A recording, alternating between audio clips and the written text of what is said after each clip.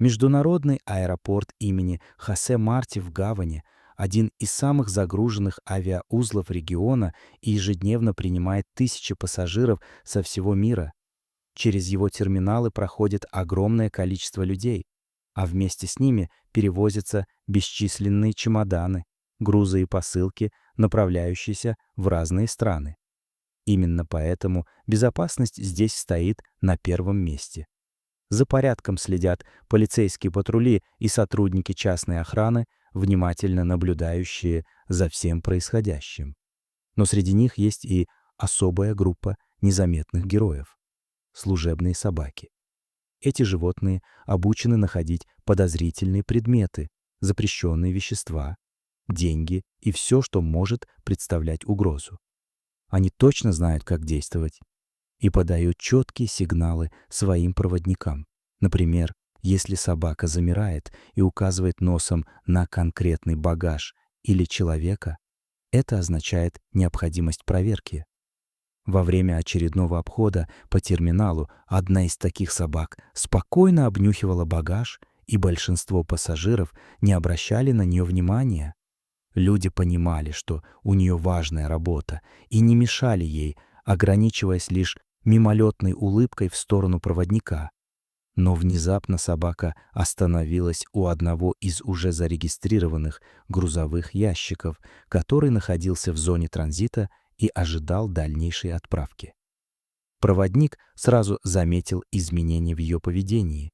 Собака села неподвижно, не сводя взгляда с коробки.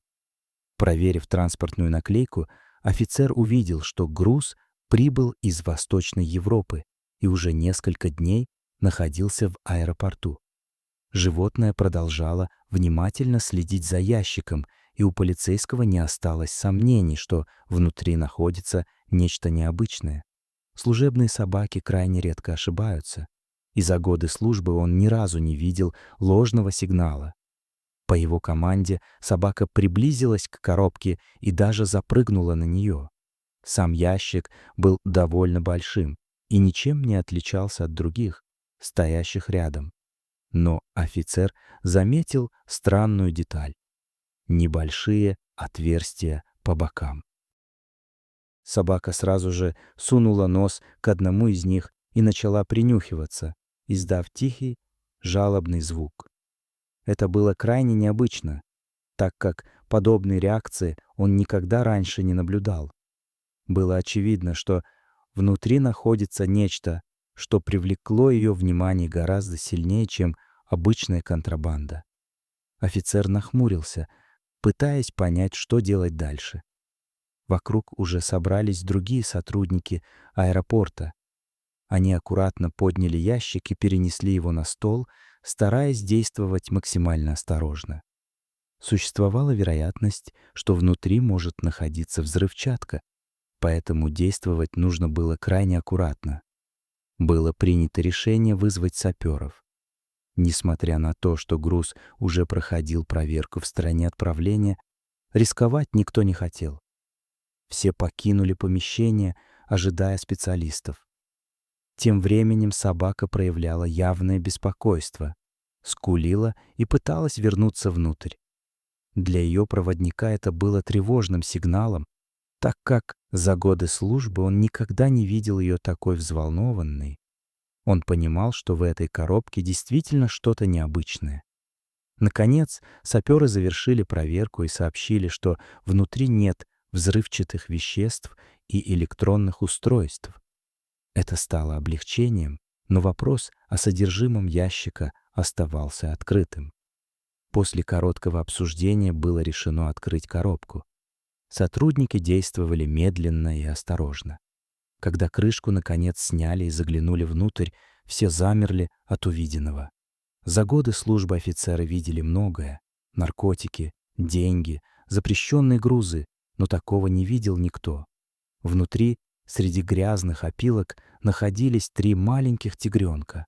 Они были истощены, напуганы и выглядели очень слабыми. Было очевидно, что они долгое время находились в закрытом пространстве без должного ухода. В коробке стоял резкий запах, опилки были пропитаны грязью, вокруг ползали паразиты. стало ясно, почему собака так отчаянно пыталась привлечь внимание.